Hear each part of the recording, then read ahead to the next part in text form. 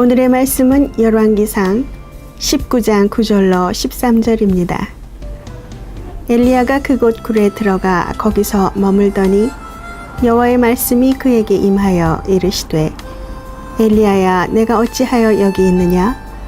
그가 대답하되 내가 만군의 하나님 여호와께 열심히 유별하오니 이는 이스라엘 자손이 주의 언약을 버리고 주의 제단을 헐며 칼로 주의 선지자들을 죽였음이오며 오직 나만 남았거늘 그들이 내 생명을 찾아 빼앗으려 하나이다. 여호와께서 이르시되 너는 나가서 여호와 앞에서 산에 서라 하시더니 여호와께서 지나가시는데 여호와 앞에 크고 강한 바람이 산을 가르고 바위를 부수나 바람 가운데 여호와께서 계시지 아니하며 바람 후에 지진이 있으나 지진 가운데에도 여호와께서 계시지 아니하며 또 지진 후에 불이 있으나 불 가운데에도 여호와께서 계시지 아니하더니 불 후에 세미한 소리가 있는지라. 엘리야가 듣고 겉옷으로 얼굴을 가리고 나가 굴 어귀에 서매 소리가 그에게 임하여 이르시되 엘리야야 내가 어찌하여 여기 있느냐. 살아계신 하나님의 말씀입니다.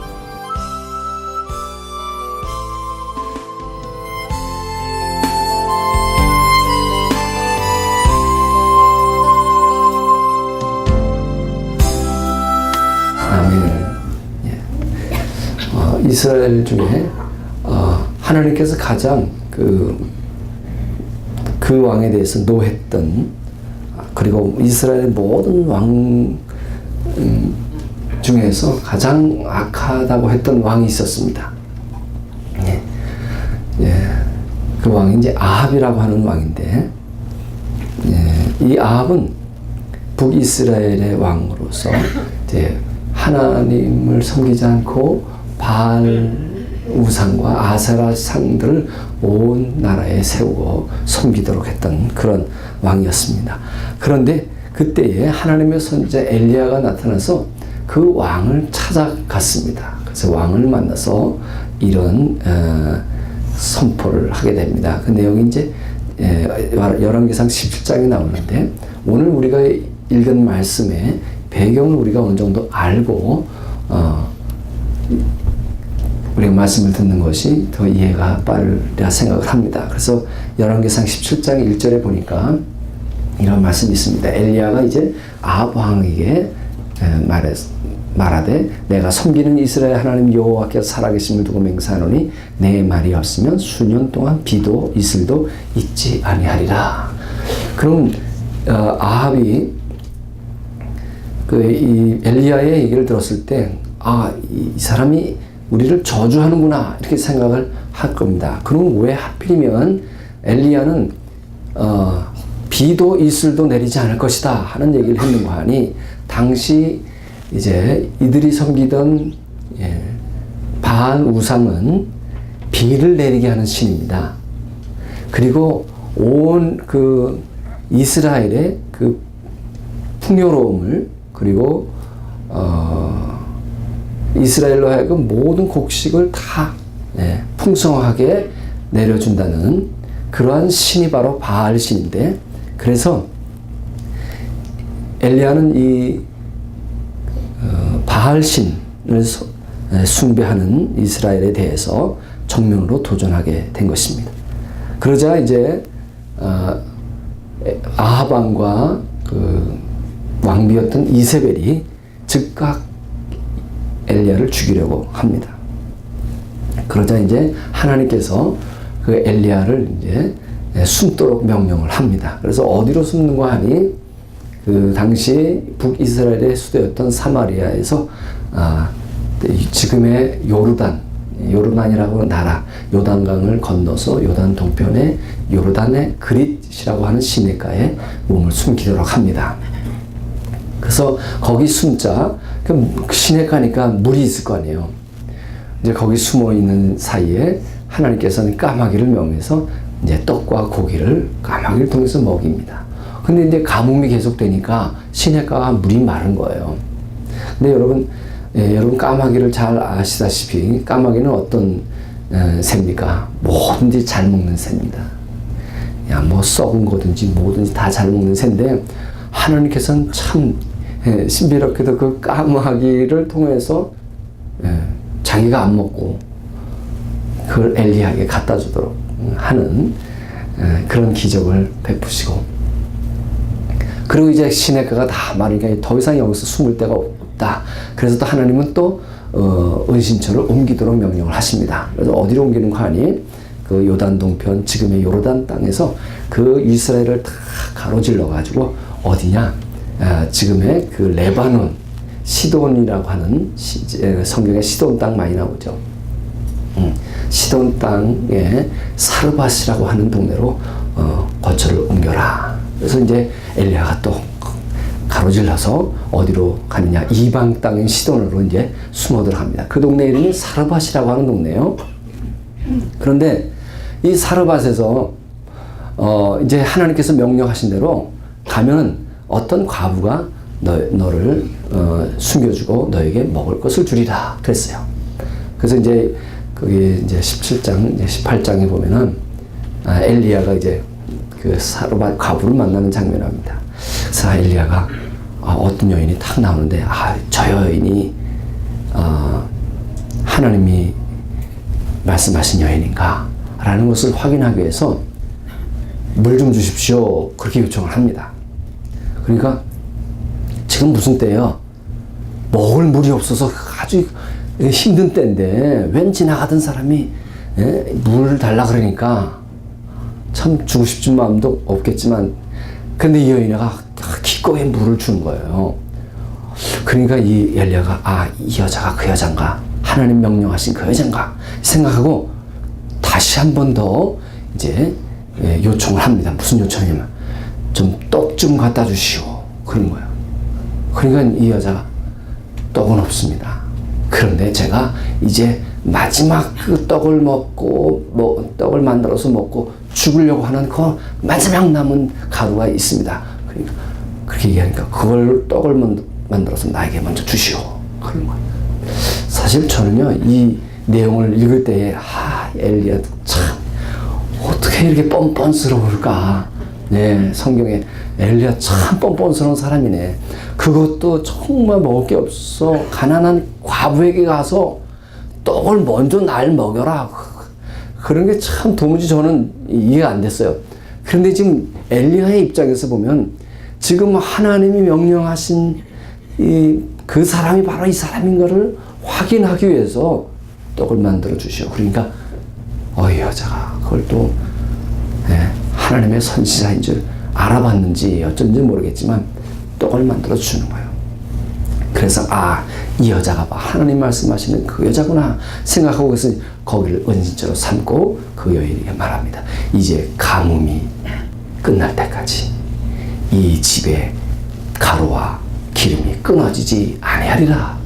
이제 그렇게 말합니다. 그래서 결국 가뭄이 다 끝날 때까지 그 여인에게 끊어지지 않았고 거기를 은신처로 삼아서 2년 이상을 이제 성경에 보면은 뭐 자세히 나와 있지 않지만 분명히 가뭄 기간이 얼마였어요?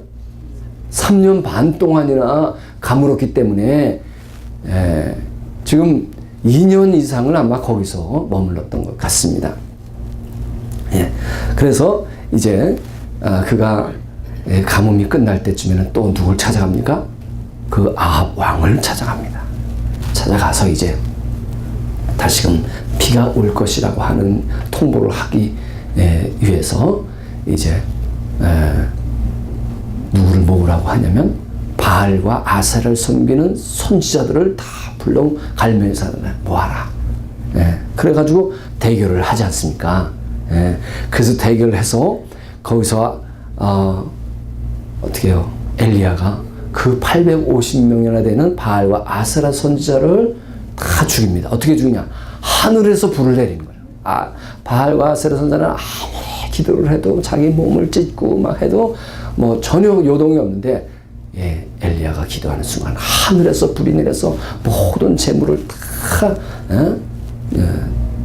태우고 그런 거예요. 그래서 그때 엘리야가 용기를 얻어서 그 850명이나 되는 그 선지자들, 바알 선지자들을 데리고 기송강가에서 다 죽이는 그런 또 이적을 베풀기도 합니다. 그리고 나서 또 엘리야가 기도를 하는 거예요. 기도를 하는 거예요. 어떤 기도냐? 비가 다시 오게 하도록 기도하는 겁니다. 그래서 3년반 동안 가물었던 그 땅에 비가 옵니다.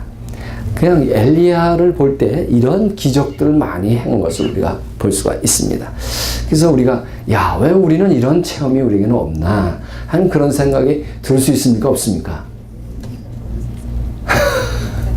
네. 그런 생각이 들지요. 엘리야는 이런 체험도 많이 했는데 왜 우리는 이런 체험이 없을까? 사실 엘리야의 체험을 우리가 다 보편적인 체험은 아니고 특이한 체험인데, 그렇지만 우리는 이런 그 성경에 나오는 위대한 인물들의 경험을 통해서, 체험을 통해서 우리는 그 체험의 의미를 이해하게 되고, 또 엘리야는 그런 이적과 기적을 많이 베풀었지만 또 오늘 본문 말씀 보니까 정말 엘리야가 겪는 그 어둡고 그리고 외로운 체험들, 그리고 좌절하고 절망하고 우울해했던 그런 체험들을 우리가 주목하면서 우리의 경험을 이해할 수 있기를 바랍니다. 자, 이제 엘리야가 그런 이 땅에 가뭄이 올 것이다 라고 하는 선포를 한 후에 아합 왕과 왕비 이세벨은 엘리야를 죽이리라, 반드시 죽이리라 하는 비장한 각오를 한 것을 볼 수가 있습니다. 그러자 이제 엘리야는 특히 왕비 이세벨의 그 위협에 이제 도망길에 오르게 됩니다. 아니, 그렇게 기적을 행하고 불을 내리고 그리고 850명이나 되는 그런 바알 선지자들을 다 죽인 사람이 어떻게 그 여자 한마디의 위협에 이렇게 도망갈 수 있을까? 황급히 도망가는 모습에 좀 아이러니하다 하는 그런 생각이 들 수가 있습니다. 그런데 한편 제가 이제 가만히 생각을 하면서 엘리야가 비겁한 사람은 아닌데, 겁쟁이가 아닌데 왜 이렇게 겁을 먹고 황급히 도망을 갈까 이 생각을 해보니까요, 그렇습니다. 이게요, 우리의 싸움은 혈과 육에 대한 싸움이 아니요, 하늘에 있는 정사와 권세와 우리는 정사와 권세와 하늘에 있는 악의 영들을 대함이라 한 그런 말씀이 있지 않습니까? 예, 그렇습니다. 이게요, 이 국가의 권세라고 하는 것이요, 대단합니다. 예, 저희 때는요, 아주 무서운 데가 있어서 서울에 남산이라는 데가 네, 여러분, 남산이 왜 무섭냐 그러실지 모르는데요, 남산에 아주 무서운 취조하는 데가 있었어요. 예. 그래서 거기는 한번 들어가면 죽어서 나오든지 병신이 되어서 나오든지 하는 그런 데였어요. 저는 못 가봤으니까. 그런데 제가 아는 분이 정말 그 높은 직에 있었고, 그리고 아주 큰 용기가 대단한 분이었습니다. 근데 한번 거기 끌려갔대요. 끌려갔는데 딱 들어가는 순간부터 다리가 떨리기 시작하고 그 두려움과 공포가요, 얼마나 강한지 걷지를 못하겠다는 거예요. 걷지를 못해. 예? 이 사형장에 끌려가는 사형수가 그 죽는 순간 그 사형대를 보고 걸어가면서 그냥 걷지를 못하고 끌려서 가거나 그냥 오줌을 싸는 이런 사람들도 있고, 그런 그 죽음에 대한 공포뿐만 아니라 그것도 대단한 일이지만 그 정사와 권세가 주는 그 두려움, 공포, 아마 엘리야가 그런 두려움이 아니었나 하는 그런 생각을 해봅니다. 엘리야는 이제 그 위협에 도망길에 오르면서 나는 혼자가 되었구나. 그리고 아주 좌절하고 절망한 그러한 상태였습니다. 그런 상태에 있는 엘리야에게 오늘 본문에 보니까 하나님께서 엘리야 앞에 아주 강한 바람과 지진이 지나가게 하시고, 그리고 불이 지나가게 하십니다. 그런 내용이 오늘 11절에 나오는데 여호와께서 이르시되 너는 나가서 여호와 앞에서 산에 서라 하시더니 여호와께서 지나가시는데 여호와 앞에 크고 강한 바람이 산을 가르고 바위를 부수나 바람 가운데 여호와께서 계시지 아니하며 바람 후에 지진이 있으나 지진 가운데서도 여호와께서 계시지 아니하며 불 가운데도 여전히 계시지 아니하시다 하는 그런 내용의 말씀입니다. 예, 그런데 하나님께서 이렇게 강한 바람을 사용하시고 지진도 사용하시고 불도 사용하시지만 하나님께서 거기에 계시지 않는다라고 하는 것입니다. 우리 여기서 이것을 잘 이해. 하나님은 이런 강한 바람이나 지진이나 불 등을 도구로 수단으로 사용하시지만 그 수단 안에 계시지는 않는다. 그 수단에 묶이거나 그 수단에 조종당하지 않으신다. 그러니까 이러한 도구와 수단들은 단지 하나님의 메시지를 전달하는 수단에 불과하다라고 하는 것입니다. 예. 그래서 우리는 이러한 수단들이 도구들이 하나님으로 착각해서는 안 된다라고 하는 것입니다. 예. 마찬가지 사람도 마찬가지입니다. 저와 여러분은 하나님께 쓰임받는 도구요.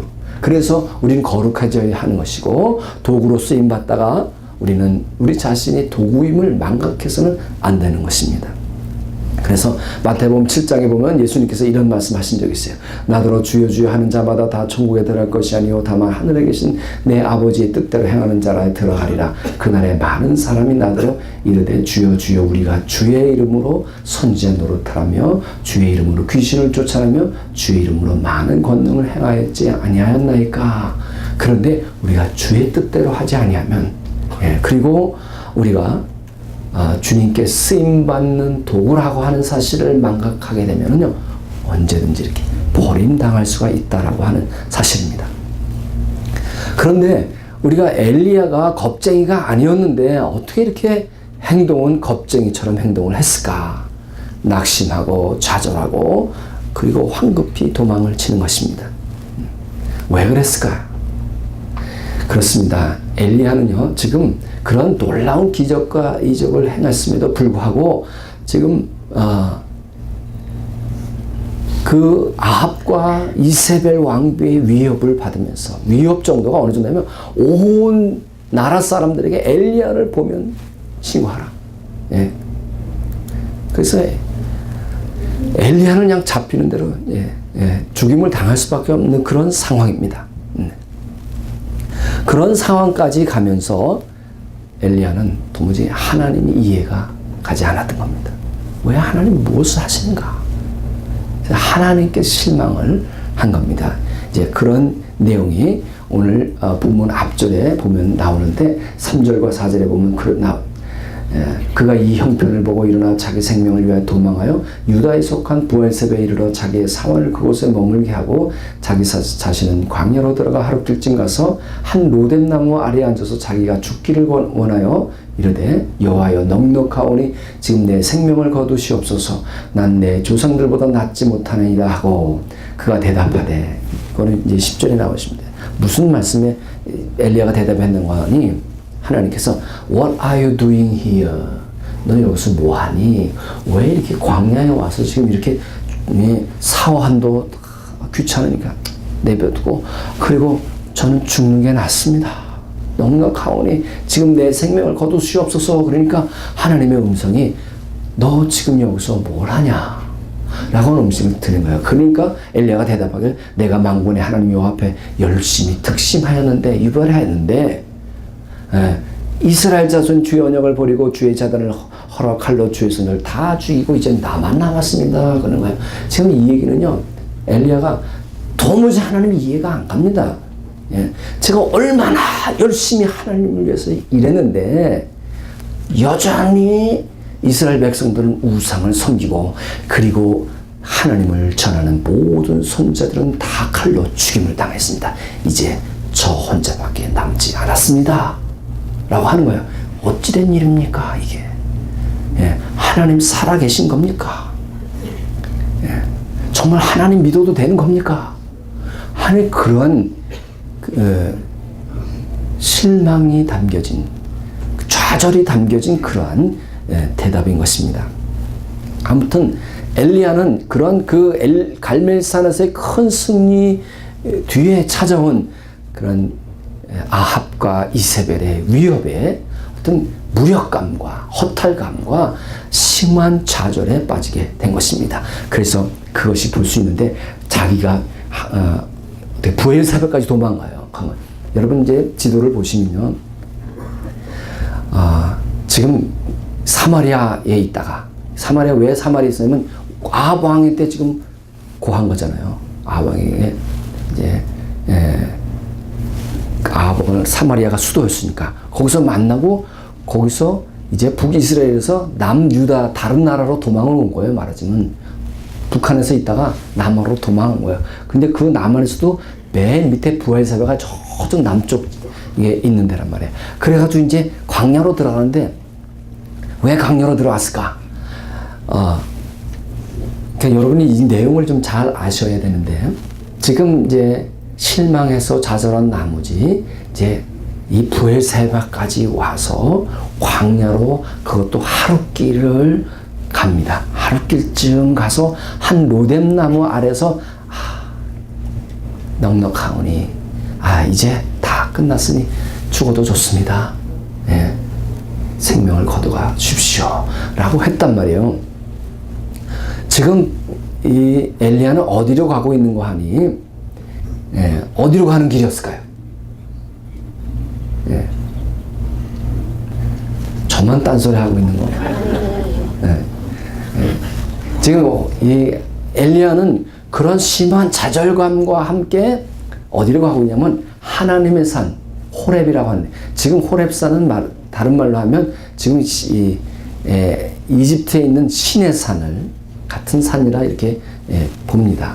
그래서 그 신의 산을 향해서 가고 있는 거예요. 그러니까 지금 부엘사베까지 온 것은 바로 신의 산, 즉 호렙산을 향해서 가는 길에 이제 광야를 지나야 호렙산을 가니까, 이 호렙을 가기 위해서 이제 사환도 놓고 여기 있으라. 그러니까 여러분 아시잖아요. 그냥 심한 좌절감에 빠지면은 다 귀찮은 거야.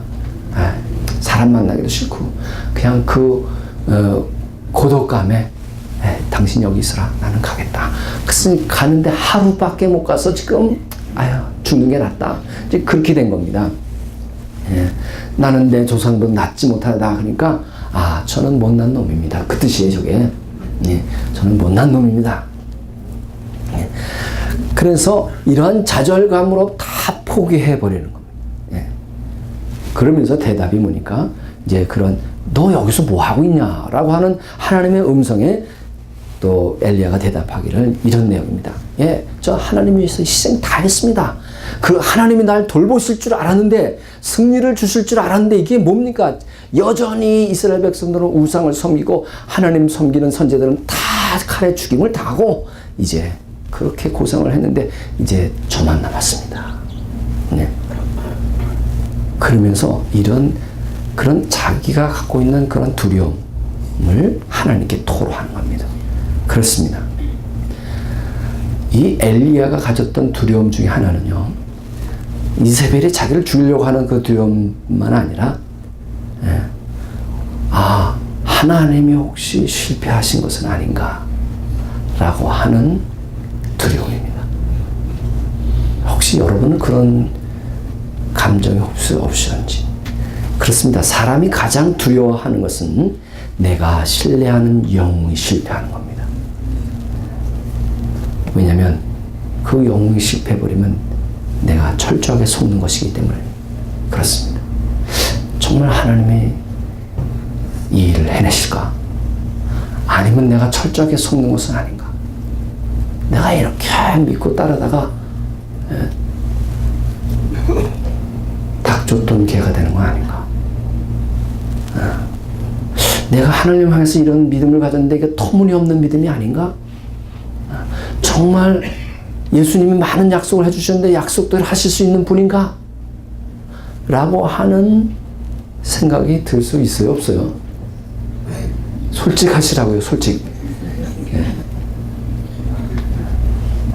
우리는 그때요, 자기를 위장하거나 거짓말로 스스로 안위해서는 아닙니다. 그런 생각이 들 때 그것을 하나님께 다 토로해야 하는 것입니다. 그냥 믿음이 좋은 척하고 그냥 이렇게 있다간 점점 더 깊은 좌절과 낙심과 결국에는 우울증에 빠지게 되는 겁니다. 그런데 성경에 보면요, 엘리야뿐만 아니라 그 많은 분들이 그러한 그 심한 좌절감 속에, 절망감 속에 하나님께 그 솔직한 자신의 심정을 토로했던 분들이 많습니다. 예를 들어서 욥과 같은 사람들하고 예레미야 선지자도요. 예레미야 선지자도 예레미야서 보니까 이런 말씀이 있습니다. 나의 고통이 계속하며 상처가 중하에 낫지 아니하면 어찌 됨이니까 주께서는 내게 대하여 물이 말라서 속이는 시내 같으시리까. 아니, 기도해도 고통도 줄지 않고 병도 낫지 않고 이게 어찌 된 겁니까? 주님, 제가 주님께 속는 건 아닙니까? 그렇게 예레미야도 토로했던 것을 볼 수가 있습니다. 그래서 이제 로담 네반에서 죽기를 구할 때에 넘겨보세요. 로담 네반에 누워 자더니 그래서 이제 죽기를 구하면서 거기서 이제 자게 됐어요. 이 로담 나무는요 그냥 가시나무예요. 가시나무. 한 크게 자라면 한 2m 정도 되고 제가 바로 그 엘리야가 누웠던 그 브엘세바에서 그 광야로 들어가가지고 그 로담 나무 밑에서 한번 누워봤었어요. 예. 그래서 그 엘리야의 심정이 어땠을까? 그래서 누워본 적이 있는데, 그래서 이제 거기서 기진해서 하루길밖에 안 가서, 예. 사실 거기서 호렙산까지 가려면요, 얼마 걸렸죠? 엘리야가 이 브엘세바에서 호렙산까지 가는데 떡을 먹고 힘을 얻어서 며칠 달려갔습니까? 40일 동안 달려갔어요. 40일 동안. 근데 40일 거리는 아니에요. 40일 거리. 이제 하루길을 갔다 그랬잖아요. 보통 이제 성경에서 하루길은 얼마나 될까? 제가 군대에 있을 때 하루길은요, 38km였어요. 하루길이. 그래서 이제 우리가 매년 행군을 하는데, 행군을 하면 아침에 탁 출발해서 38km를 걸어가는 거예요. 38km를 걷고, 이제, 그러면 저녁 때가 되는 거예요. 저녁 때가 되면 텐트를 치고, 그리고 또 자고, 일어나서 그 다음날 아침에 또 38km.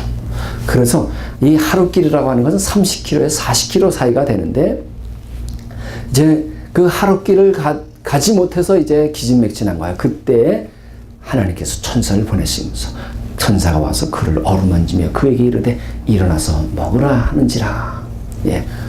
그리고 그래도 안 먹고 있으니까, 예. 지금 엘리야는요 그냥 포기 상태야. 완전 낙심, 몸도 다 기진맥진한 상태에서 그냥 죽여주십시오. 이제 그런 상태예요. 예. 자살하면 천국 못 간다니까. 예. 그러니까 내가 죽고 싶지는 않고 그냥 죽여주십시오. 이제 그 상태라. 혹시 그런 상태에 있는 분이 계시는지 모르겠지만, 예. 충분히 엘리야가 이해가 갑니까? 예. 제가 전달을 잘 못해서 그 엘리야의 심정이 와서 잘 안다 할 수도 있는데, 그러니까 잠시 후에 또 천사가 와가지고 또 어루만지면서 이르되 일어나 먹으라. 내가 갈 길을 다 가지 못할까 하느라. 갈 길이 어디예요? 지금 목표지가 어디예요? 하나님의 산 호렙이란 말이에요. 호렙산, 신의 산. 예. 그래서 이 천사가 엘리야에게 죽기를 원하는 엘리야에게 와가지고 그냥 무슨 말을 하냐? 일어나 먹어라. 그 소리밖에 안 해요. 사실 천사가 나타나면 그냥 위대한 일을 좀 하고 막, 예? 무슨 알약을 하나 먹어가지고 그냥 사신일을 그냥 날아간다든가, 무슨 기적 같은 일을 하는 게 비전을 보여준다든가 막, 예. 이런 게 아니라 천사가 나타나서 하는 게, 야, 일어나 먹어라. 일어나 먹어라. 그거밖에 안 하는 거예요. 우린 여기서 그렇습니다. 오늘 천사가 아주 지극히 평범한 일을 하도록 지시합니다. 하나님의 일이라고 하는 것은 이렇게 일상적인 일로 시작된다는 사실입니다. 우리는 그저 큰 바람이나 지진이나 어떤 불과 같은 것으로 막 기적 같은 방법으로 위대한 것들로 우리가 체험하기를 원하는데, 그러나 하나님의 일은요, 이렇게 지극히 일상적인 것부터 시작한다는 사실입니다. 그리고 하나님의 음성은 가장 평범한 것을 우리에게 하라고 지시하시는 것입니다. 그래서 12절에 보니까 또 지중해 불이 있으나 불 가운데도 여호와께서 계시지 아니하시더니 불 후에 세미한 소리가 있는지라 그랬습니다. 지금 일어나 먹으라. 예. 그래서 이제 엘리야가 먹고 40일 동안을 이제 걸어서 하나님의 산에 갑니다. 그래서 하나님의 산에 가니까 큰 바람이, 지진이 일어나고, 그리고 불이 있었지만 그 가운데 하나님께서는 계시지 아니하시더니 그 불이 지나간 후에 세미한 소리가 있는지라 그랬습니다. 세미한 소리라는 게 뭐냐? 아주 부드럽고 조용한 음성이 들리더라는 겁니다. 예. 이것은 무슨 뜻인 거 아니? 주님은요, 바로 평범한 저와 여러분의 일상적인 삶에 하나님이 계시다고 하는 사실입니다. 예. 그리고 그 세미한 소리가 무슨 소리였느냐? 본문에 보니까 엘리야야 돌아가라. 예.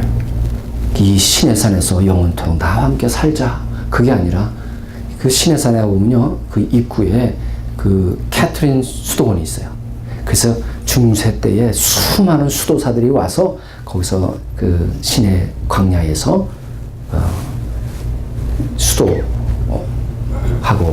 그리고 거기서 금욕하면서 지냈던 것을, 기도하면서 지냈던 것을 볼 수 있는데, 그런데 오늘 그냥 걔가 왔던 엘리야에게 하나님께서 하시는 말씀은 그냥 돌아가라는 겁니다. 어디로 돌아가라는 겁니까? 일상으로 돌아가라. 그러는 겁니다. 평범한 삶으로 돌아가라는 겁니다. 그러면서 이제 그 오늘 본문 14절 이후에 나오는 얘기가 뭐냐면, 너 가서 어느 왕에게 기름 붓고 또 어느 사람에게 기름을 부어서 왕이 되게 하고, 그리고 너 제자를 만들어서 엘리사에게 이제 내 후계자도 세우고 그런 일을 하라. 보통 선지자가 하는 보통의 일들입니다. 예. 선지자가 하는 일들. 기름 부어서 사람을 세우고 왕을 세우고 그리고 후계자도 만들고 그리고 제자도 만들고 하는 그런 일을 하라고 하는 것입니다. 그렇습니다. 예. 오늘 우리는 엘리야처럼 이렇게 신앙생활을 하면서 어떤 좌절과 절망과 두려움과 어떤 우울감에 빠질 수가 있습니다. 특히 우리가 더 생각이 많고 더 신앙적으로 살려고 하다 보면은 더 심각하게 좌절과 절망을 체험할 수가 있습니다. 그런데 그런 좌절을 경험했을 때에 우리는 그것을 인정하고, 엘리야처럼 그것을 하나님께 다 토로해야 하는 것입니다. 속이지 말고 시인해야 한다라고 하는 것입니다. 그러한 어둠 가운데 내가 있을 때 어떤 위장하지 말고 거짓말하지 말고 주님께 다 토로하는 것입니다. 마치 자기가 다 신앙이 좋은 사람처럼 이렇게 하지 말고 그것을 다 주님께 토로하면 그때 하나님께서 우리에게 진정한 해답을 주시는데, 어떤 해답이냐? 불과 지진과 강한 바람으로 오시는 게 아니라 우리에게 세미한 소리, 부드럽고 조용한 음성으로 우리에게 말씀해 주시는데, 그 말씀이 뭐냐? 일상적이고 평범한 너의 일을 해라 라고 하는 것입니다. 우리는 이런 좌절과 어떤 절망과 어떤 우울감에 빠져 있을 때 우리는 다 하기 싫어합니다. 그렇죠? 뭐든지 다 귀찮고, 그냥 애들 밥 먹이는 것까지도 귀찮고, 그냥 뭐 설거지도 귀찮고, 사람 만나는 것도 귀찮고, 막 다 귀찮아요. 그런데 오늘 주님께서 우리에게 들려주시는 세미한 소리는 뭐냐? 그런 평범한 일을 하라는 겁니다.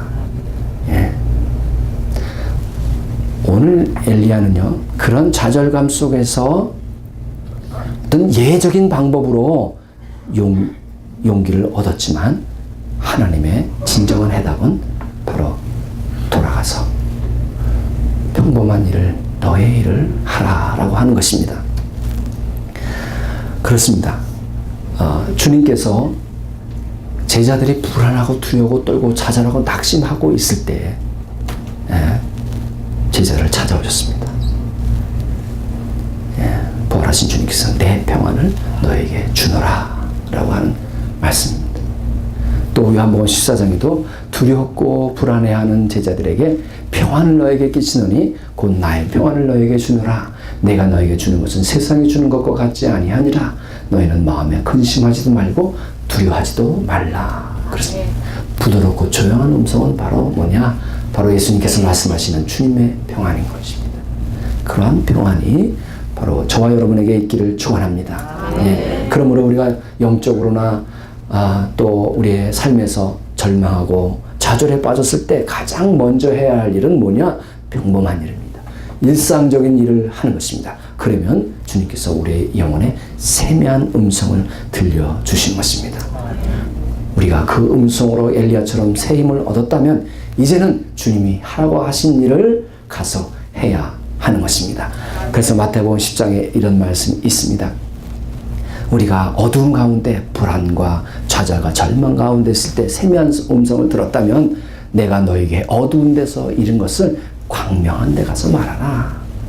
너희가 귓속말로 들은 조용하고 세미한 소리를 들었다면 이제 그것을 모든 사람이 다 들을 수 있도록 집 위에서 전파하라. 그렇게 말씀하고 있는 것입니다. 그렇습니다. 오늘 우리는 주님의 부드럽고 조용한 음성, 세미한 소리를 들었습니다. 그 음성이 뭡니까? 지극히 평범하고 일상적인 너의 삶으로 돌아가라 라고 하는 것입니다. 저는요 다 하기 싫어요. 다 귀찮아요. 저는 어떻게 지금 제 몸을 일으킬 힘도 없습니다. 그렇게 말씀하실 수 있지만 정말 그럴 때는 손 하나 까딱하기 싫고 내가 어떻게 일어날 힘도 없을 수도 있습니다. 그런데 중요한 것은 우리가 그런 세미한 음성에 순종하면은요, 그리고 순종하려고 우리의 의지를 발동할 때 우리가 의지를 발동하는 순간에 성령께서 우리를 도와주셔서 그 말씀에 순종하도록 힘을 주실 줄로 믿습니다. 그래서 우리는 다시금 새 힘을 얻고 활력을 되찾게 될 줄로 믿습니다. 우리는 언제나 우리 뒤에서 든든히 우리 뒤에 서 계시는 하나님을 잊지 말아야 하는 것입니다.